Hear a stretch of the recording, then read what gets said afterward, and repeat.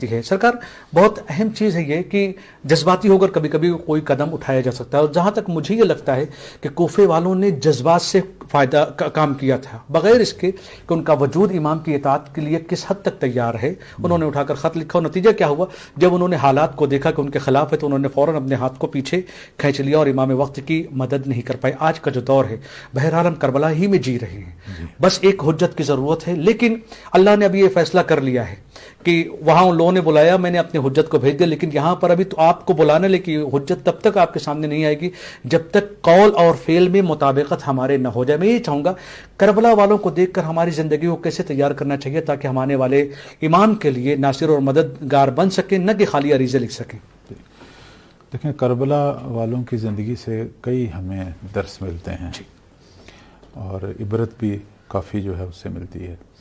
پہلی تو بات یہ ہے کہ کوفے والے جو لوگ ہیں ان میں سے جنہوں نے خط لکھے اور مولا کو دعوت دی، ہے تو یہ ایک جذباتی فیصلہ تھا وقتی طور پر، لیکن ان کے اندر مخلصین بھی بہت تھے۔ بے شک اب آپ دیکھیں کہ خود کربلا کے اندر جو مولا کے اصحاب ہیں جنہوں نے اہل بیت کے ساتھ جو ہے وہ شانہ بشانہ اپنی جانیں دیں، یہ اکثر کوفی تھے۔ بے شک، یعنی بلکہ یوں کہہ لیں کہ 99% جو ہیں یہ لوگ سارے کوفی تھے، یعنی کوفہ کے ہی لوگ تھے جو مولا کے ہمراہی کر رہے تھے۔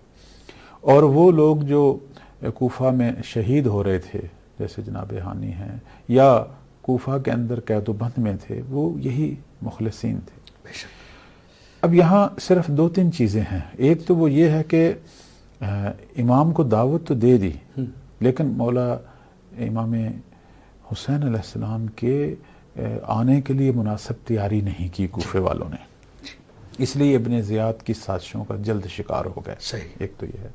دوسرا یہ ہے کہ مولا سے مسلسل رابطہ نہیں تھا ان کا، یعنی ایک فضا جو ہے صحیح معنوں میں ہموار نہیں کی۔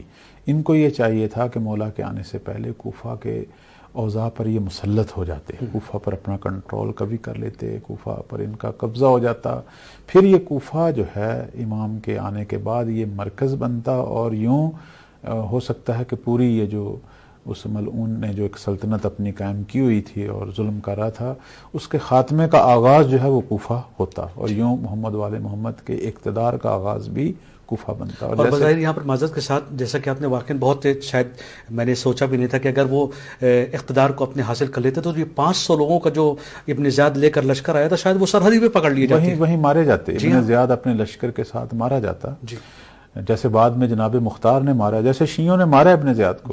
ابن زیاد کیا ہے؟ کوئی ہوا تو نہیں تھا، کوئی ایسا کوئی ہم یہ کہیں کوئی شیطان، ایسا کوئی غیر انسانی وجود تو نہیں تھا۔ بعد میں جناب مختار کی فورس نے مارا، ابن زیاد کو مارا، ان سب قاتلین کو مارا۔ تو یہ ابن زیاد جو ہے یہ بعد میں جو چند لوگوں کے ساتھ آیا اور کوفے پر مسلط ہو گیا، جو 1 لاکھ سے زیادہ جس کی آبادی تھی، جس میں اکثر وہ لوگ تھے کہ جنہوں نے سید الشہداء کو دعوت دی تھی۔ تو کیوں مسلط ہو گیا؟ کیونکہ ان کے اندر اختلافات تھے آپس میں، قبائلی اختلافات تھے، پھر اقتدار کس نے لینا ہے، لیڈر کس نے بننا ہے، جیسے آج بھی ہم 2-4 ہیں، پھر ایک دوسرے پر بد اعتمادی تھی، پھر دنیا طلبی بھی تھی، پھر جہالت بھی تھی، مناسب معرفت نہیں تھی، عقیدت تھی امام سے۔ میں معذرت